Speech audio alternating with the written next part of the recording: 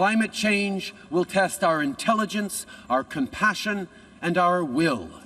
But we are all equal to that challenge.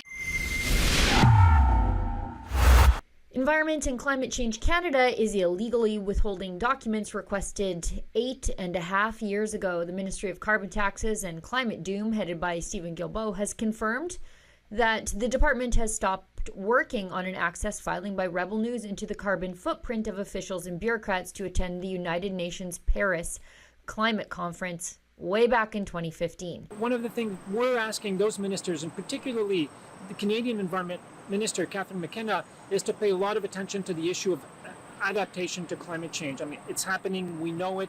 Just take a look at what's been happening south in the U.S., hurricanes Harvey and Irma, heat waves in Europe.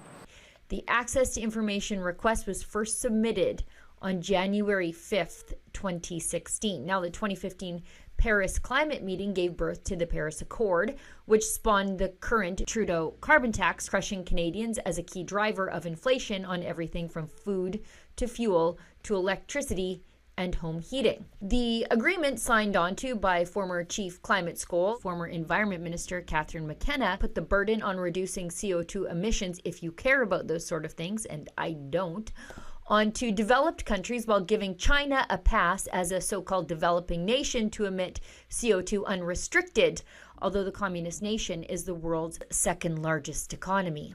It is an incredible day today to see 195 countries come together and reach consensus on a climate change agreement that is going to make huge changes in terms of how we tackle possibly devastating consequences of climate change. It's just amazing to see.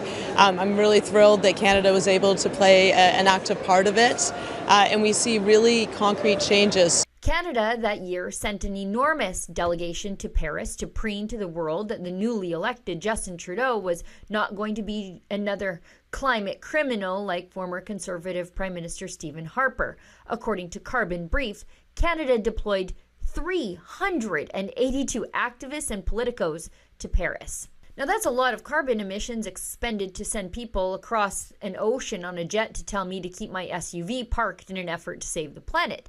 But just how many carbon emissions exactly? Well, Rebel News asked that question over 8.5 years ago. We asked for the carbon footprint for the insanely large Canadian delegation to attend the UN Paris Climate Conference.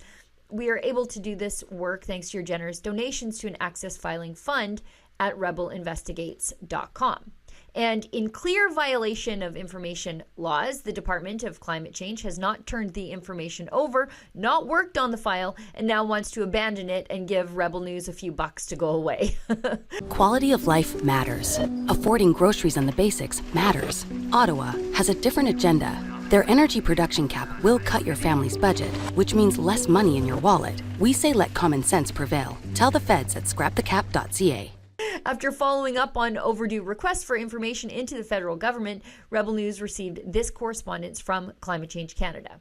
Thank you for reaching out to us regarding the access filing.